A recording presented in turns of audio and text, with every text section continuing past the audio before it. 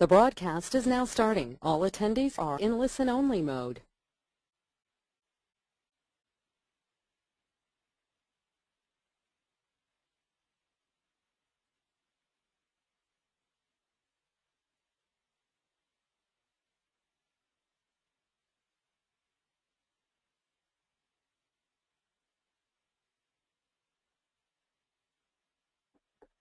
Welcome, everyone. We'll get started here in just a moment while we wait for everyone to connect.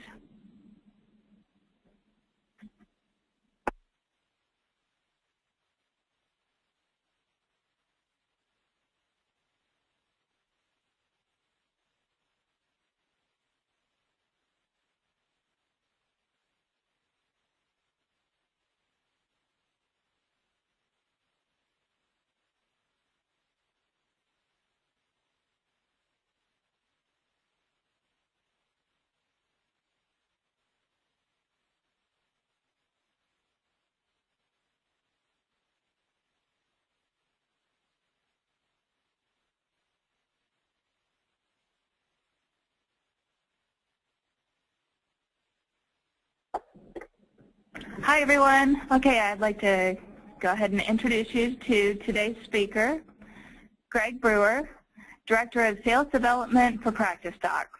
Greg brings to you today over 30 years of business and sales development experience to this discussion. He has served as a world-renowned Sandler training sales coach. He is currently responsible for managing, directing, and developing sales strategy for Practicedock's suite of online doctor marketing products, including the award-winning patient referral network, Practicedock.com, along with the additional private practice marketing products. So welcome, Greg. Thanks, Jenny. How are you? Good. All right, people, let's get started. Good afternoon here on the East Coast and good morning out on the West Coast. Let's go ahead and get started about marketing your non-insured procedures. One of the biggest things we have to realize, especially if we're not marketing uninsured procedures now, is that we have to change our mindset. And our mindset we have to realize that we're no longer educating the client about an insured procedure. We have to sell them on an uninsured procedure. And the reason for that is because the money's coming from the patient. And what tends to happen, especially if you're not marketing uninsured procedures or not selling them, we tend to do a lot of educating but not actually getting the client on board. So that's the first thing that we have to take a look at. The second thing we have to realize is that people tend to be more stingy with their money than they are with the insurance company's monies. So we have to show them the benefits of the procedure, whereas with the insured procedure, it's being covered by the insurance company. Referrals from your elective procedure still need to be sold. You may do a procedure on somebody that's an elective surgery, and just because they refer you to somebody to you, we've got to get out of that mode of educating them about the procedure and put a sales slant on the procedure itself. And then one of the biggest things is that marketing without a sales mentality is just going to produce a lot of work and a lot of energy without results. You can spend a lot of money marketing, you have a lot of hours tied into it, but if you don't have a sales mentality, you're not closing the procedure for revenue. And then the other thing we have to realize is that the patient tends to fear procedures that are not mandatory. If it's not anything they have to have, then fear factors and other things come into play. Let's go ahead and go to the next screen here. What factors influence the decision-making process for the patient? We have to put ourselves in the patient's mindset and see what influences them. Insured procedures have a physician that is more involved in the decision-making process. An example of that might be the doctor tells you you need to have an appendix taken out. The doctor is telling you what you need. Versus an elective procedure, it's the patient making that decision. The other thing we have to realize is that patients realize that most uninsured procedures are elective. So there's going to be other financial obligations out there. Do I buy a new car, or do I have this procedure done? Or do I repaint the walls of the house, or do I have this procedure done? So the sale of that procedure is a little bit different, and that also creates differences in the decision-making process. Another thing that patients tend to look for is before and after photos, because they're great influences when they can see the work that the doctor or that the facility has performed. People tend to be visual because many of the elective surgeries are aesthetic that you can see. So that's going to turn around and create an environment that's going to be more settling and trustworthy for them if they can see the before and after photos. Another thing that's very important is patient testimonials. Now, those can be written testimonials in the office or on the internet. Those can be recorded testimonials or even video testimonials. All these are great sales tools in helping somebody lose the fear of having that elective surgery done. And then also seeing information online about the doctor or the facility or the procedure.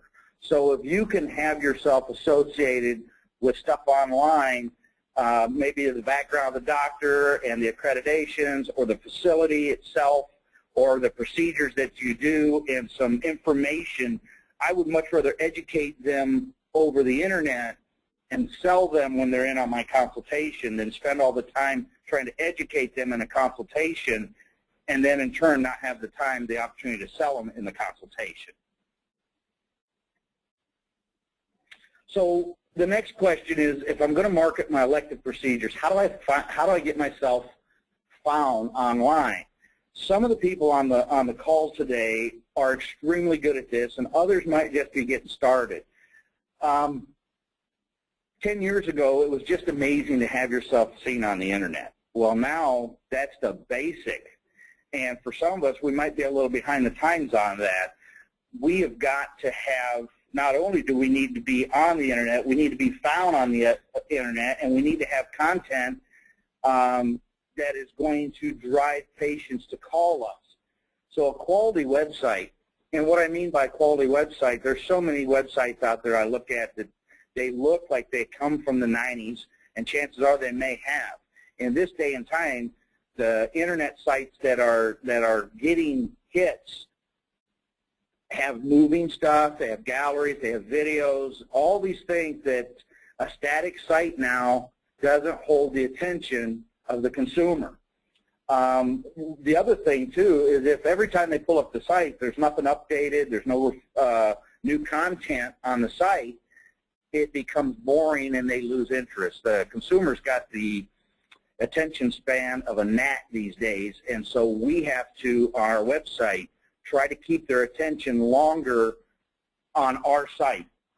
Another thing is I can have a beautiful site, but if I don't have what they call search engine optimization or SEO working on my site, it may never get found, even in my local communities. And then using some sort of keyword tool to enhance the content of your of the search engine optimization or your SEO is going to be extremely helpful in getting you moved up in the rankings on the internet so that you can be seen on page 2 or page 3, page 4, but not on page 47. And that's what happens when a site doesn't have photos updated, they don't have any fresh content on there. The site doesn't hold value to the search engines, so it just keeps kicked down, and then nobody pages 47 pages deep into the internet to begin with. So all these things are great tools to help you get yourself found online. The last one, and this is the one that seems to be the newest trend, is social media. And I'll go into more detail about social media because I think it's a great tool to help in multiple ways, not only getting your practice found, but creating trust. Let's go ahead and go to the next screen here. So for some of you, this is just going to be a review. For others, this might be something new. Search engine optimization, and why is it so critical for my online marketing? Well, SEO, as we're going to refer to it from now on, is nothing more than a way to improve your visibility on the internet so that your internet searches, whether it's an image search, a local search, video searches, any academic searches or news searches, and even industry-specific searches, find your site, find your doctor, find your practice. Here is an example of something that Practicedock does to help SEO with the clients that we actually host their websites or have designed their websites. We've got what we call a website control search engine optimization tuner. What this allows you to do is take any page on your website, run it through the tuner, and it will go ahead and give you suggestions on what you need to do to best optimize that particular page of your website.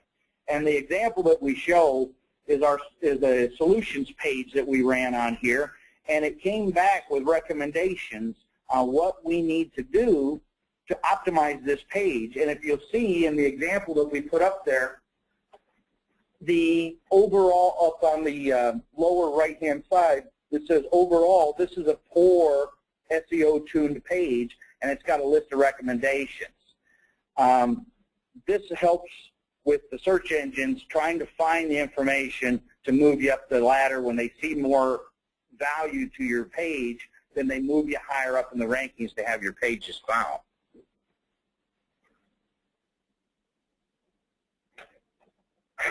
Google has, because that's the largest right now, Google is the largest search engine out there.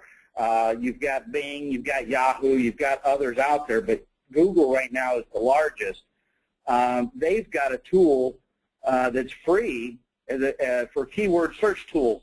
The example we put up here, it was for nose jobs. And nose jobs, or nose job, the two words themselves, has a monthly search of 550,000 people. Now, what is interesting is I want to write my content and have that as one of my keywords, but if you look down to the second one down, just adding an S, nose jobs, would increase the monthly searches by another 368,000. And then if somewhere in my content I had nose job cost, I could add another 40,000 potential searches to my page. Nose job before and after, and where they're going with that is before and after photos. People really love photos, so I could add another 40,000 searches just by adding nose job before and after. And there again, cost of a nose job, that's another high one. So is the cost of nose jobs. Now, what is interesting is there's bad nose jobs is very low. Angelina Jolie nose job is not very high. Those are things I might not want to put out there in my keywords because they're not driving enough traffic. So using the Google keyword search tool, I can find what words get the most hits and actually integrate those into my web pages. Now, I said earlier that we would talk about social media and how it can help you attract more patients. There's a number of things that social media can do for you. People use social media to get a more personal experience to the internet. For people that aren't familiar with the internet, many times social media is the first direction they go. And the reason being is they can tie in with friends and people with like minds and like interests and like mindsets. And then all of a sudden the internet isn't so scary because they feel like they know it. And they're building trust within the internet. So social media ties in for my practice. If I have my practice set up in social media, I can create familiarization to my practice, to the doctor, to the procedures I do, all within my local community. And then blogging generates followers and ultimately patients. I understand there's a lot of time and energy already put out, but blogging takes a little time, but it creates a very personal experience for the practice or for the doctor with the community. I don't even know if I should mention this or not, but we've got a doctor in Knoxville, Tennessee that is doing an excellent job with blogging, and he actually, if you were to go out to the internet and type in Knoxville plastic surgeon, you would find this particular doctor, and he's got a weekly blog. He actually has a question and answer section, and he has built himself in that community, and he's just one example of what can be done with social media if you use it that way. Another thing that social media does is it's going to expand the brand and awareness of your practice and ultimately of your reputation. It's also a great place to advertise any special offers that you do. If you've got a procedure that you like to do as a doctor, or a procedure that's extremely profitable for you, and you want to drive more of those into your practice, then offering special offers through your social media. The nice thing about social media also is I can share my like of you or your practice with my friends. And I know several people that have 400, 500, 600 friends. That is like a referral throughout the social media. So if you offer a special offer and people like it and they share it with their friends, you end up with many, many, many more people looking at you without going through a search engine. You're almost bypassing the search engine by dealing with the social media. Another thing social media does is it helps those clients or those patients that are hungry for answers now. People go out the internet and Google information now.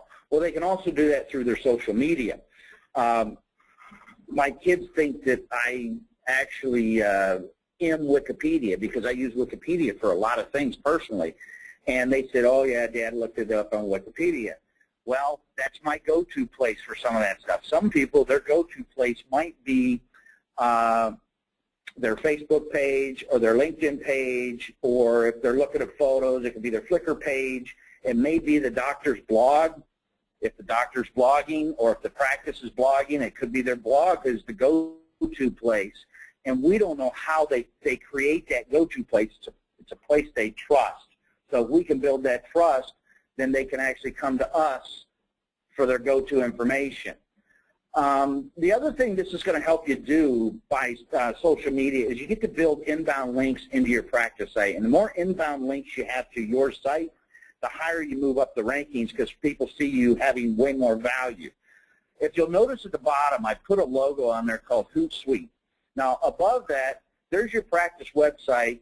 And here is just an example of how many inbound links you can have coming in to your site. And actually, Google, through the search engines, if you're an advertiser with Practicedock, one of Practicedock's suite of services, that would be an inbound link. If you were uploading photos through Flickr or Bing, another search engine, Yahoo, your Facebook social media, your LinkedIn account, and you can create your Twitter account. All these things can drive inbound links to your website and use all these to generate trust and engagement, because there's never a sale without engagement of the prospect or engagement of the patient. This page here we put up here just to show you all of the places that social media is available. Use this, go out to them, see if it's going to work for you or not. I found this list of social media sites. Some of them may apply, some of them may not. But there are all types of social media out there that you can get tied to and have those inbound links into your website. And also you could have your blogs and everything else going out on these and generating relationships. Now, why have a blog? You've heard me mention it several times. This is a statistic that we found. Companies that have blogs have 55% more website visitors. But I think the bigger one for us as small businesses, in the business to consumer market, the companies that have blogs generate 88% more leads per month than those that do not. If I want to stand out in my local community, blogging is an inexpensive way for me to do it. And I can generate more leads than my competitors around me by this simple step. Blogs create fresh content for your website, which is also going to move you up the search engine rankings. It also establishes you as an expert in a field. It also helps with your SEO, and it creates more patient leads. And ultimately, that's what we're trying to get to, is people that can walk in our front door that want to talk to us about what we do. How do I establish trust and authority in the fields that I perform, whether it's IVF or bariatrics or LASIK or cosmetic or plastic surgeon or cosmetic dentistry? All these things, I want to control the exposure that I have out on the internet. For those of us that we may just have a static site out there, we haven't done much with it, there's stuff out there, and chances are there's negative stuff out there about my practice. In this day and time, and with all the capabilities out there, we have the opportunity to control the exposure about our practice, about our doctor, out on the website or out on the internet. If we take charge, we can create a perception of authority and knowledge within our local markets, in turn, which is going to turn into leads and trust. Now, what is interesting about this is if I'm not doing much out on the internet and there's a disgruntled patient out there, they've probably posted something negative, and when people type in your practice name or the doctor's name, the negative stuff shows up. If I'm controlling the amount of content out there, it's going to show up so far down in the pages when they Google my name or the practice name that it's not going to get seen nearly as much, it's not going to have nearly as much impact. So, like I said, if there's exposure out there, I want to control what it is. Let's go ahead and go to the next one. Why are before and after galleries so powerful in this day and time? Well, the obvious one is galleries is a great opportunity to show off your quality of work. Now, I know if you're involved in IVF that it's going to be hard to have a lot of photos, before and after photos. You could show a photo of a mom and dad, and then the after photo is a mom and dad and a baby. That's not necessarily going to work for you. For LASIK, you got two sets of eyes, and you can't tell the difference between the two. But those that are doing aesthetic procedures, whether it's vein therapy or tummy tucks or breast reductions, mommy makeovers, anything like that, before and after postings or before and after photos give us a great opportunity to show off the work that we have. The more search gallery photos that I have out there, the better off I'm going to be. More people search photos than any other area when they're looking at aesthetics or cosmetic type procedures. Photos online create an opportunity in the search engines because it's, one, it's fresh content, and two, a lot of times people just do an image search. And if I don't have any photos out there or my photos are 3 years old, I'm going to get ranked way down. They're not going to see my photos. They're going to see the guy that's refreshed his photos periodically. We try to recommend to our doctors to at least upload a photo or two weekly just to keep content fresh within their websites. Image searches require photos to be found in search. So if you don't have any before and after photos on your website, you miss out on all the traffic that goes straight out to an image search. The other thing is not only have a photo out there, but I want to name the photo properly so that the search engines can pick it up. Here's a great example here. We've got the doctor's name, we've got the particular city, Orlando, we have the state, Florida, we have the procedure, liposuction, and then before and after right in there. So all those things are searchable words, keywords, and the poor example is image 1234 Jones. That's not going to, people don't search image necessarily. They don't search the number 1 or the number 2 or the number 3 or 4, and Jones doesn't help in a search. So fresh content with updates increases our search engine rankings. And the last thing, we've all heard this since we were children. A picture says 1,000 words. Why would I allow any of my competitors to have 30, 40,000 extra words out on their website than me?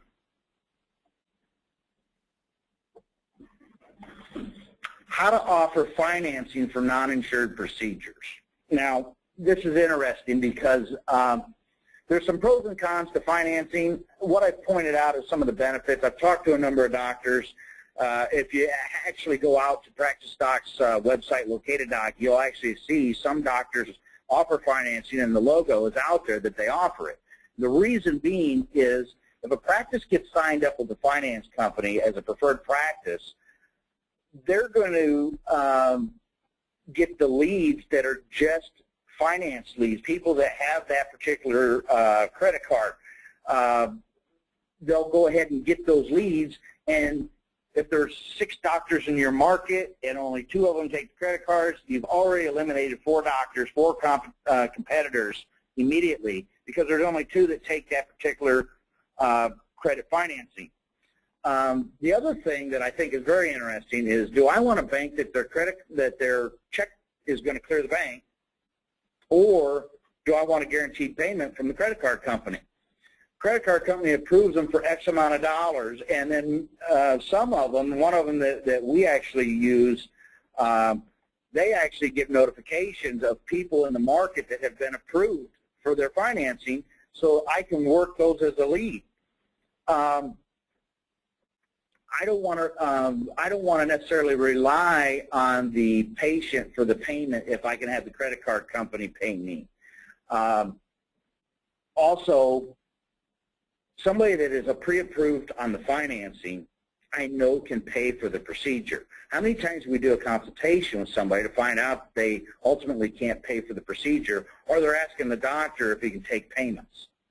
The credit card actually alleviates that. And then the patients that you generate with a credit card, because they've got X amount of line of credit, tend to have multiple procedures. So you may get more than one procedure out of somebody that has a credit card assigned to elective surgeries. All right, at this point, I tried to keep this down and dirty and run across the basics. For many of you, I think this was a review. For a lot of you, I pointed out some things that you may or may not be doing, and we've had some questions come in. I don't want to run this too long because I know a lot of people are on their lunch hour, so I'll take a first couple of questions. The other thing I think we want to do is we're going to make this webinar available online so that you can revisit these pages. And what we're going to do is any questions I can't get to today, because it looks like we're getting quite a few, I will get those answered in the next, hopefully I'll get them answered and back online before the Thanksgiving break. And we'll send you an email when I do get all the questions answered, and you can go through the questions that have come in. Jennifer, let's go ahead and take a couple of questions, and we'll go from there. All right, that sounds good, Greg. Thank you for all the information. It was very insightful. The questions coming in, the first one that pops out to me is, how do I add keywords to my site and directory listings but still have well-written content? That's an interesting one because, and this reminds me of doing spelling with my daughter. She has 10 or 12 words, and she's got to write a paragraph with those 12 words in it. And ultimately, she's being taught that in 4th grade. When you're working with the internet, it's kind of similar. And what I mean by that is, first of all, I need to do my homework, and I need to find out what keywords are most searched when it comes to the procedures that I'm marketing. Once I have those keywords, I need to be consistent throughout my content with those keywords, i.e., she's got to use those spelling words in the paragraph. So if I could do the same thing with my content, and I've identified 6, 8, 10, 12 keywords that I know are going to work, then I want to use those throughout all of my content so that it gets ranked up. Other things that are going to reinforce my keywords, i.e. the location. I would name my city or name my state or my county, however you are best found. I want the doctor's name in there. I want the common procedure name. Example, nose job. I may in parentheses put rhinoplasty afterwards. Okay, the doctor's name for that procedure isn't necessarily the consumer's name for that procedure. So I may want to put both of those in there so that the search engines can grab it and kick it up, and I have the best content-rich wording out there. Another thing that you're going to run into, the IVF, LASIK people, the people that can't, they don't have a lot of before and after photos, this is where they get an opportunity to thrive. Because if they have keyword-enriched content, the photos option that they don't necessarily get, they get through their content-rich keywords. Okay. Well, thank you. Okay. The next question I see here, what are the best ways to build trust online for my practice? Well, one of the first things that I think is extremely important is chances are there's going to be some negative out there. And if there's negative out there, I want to respond to the negative reviews that may be out on the internet. Now, I do not want to respond to those in any negative or angry tones. All that's going to do is reflect worse on my practice. So I want to respond to those in the most professional way possible. Second thing I want to do is I want to become an expert in the procedures that I'm marketing.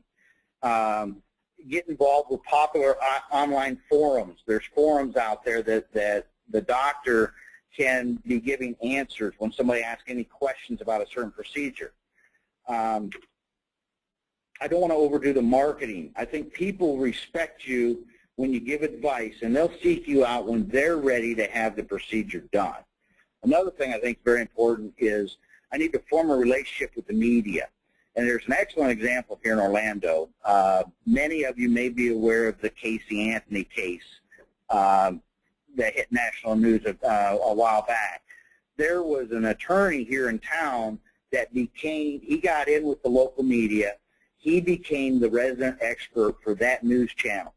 His business has grown dramatically because he was the go-to guy when Jose Baez or one of the other attorneys or the prosecutors did something. They always look to him. What is your take on this?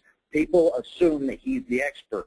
If you can create that relationship with one of the news media people in your market, then you'll have the opportunity to become that resident expert within the community, and that's going to drive business to your practice.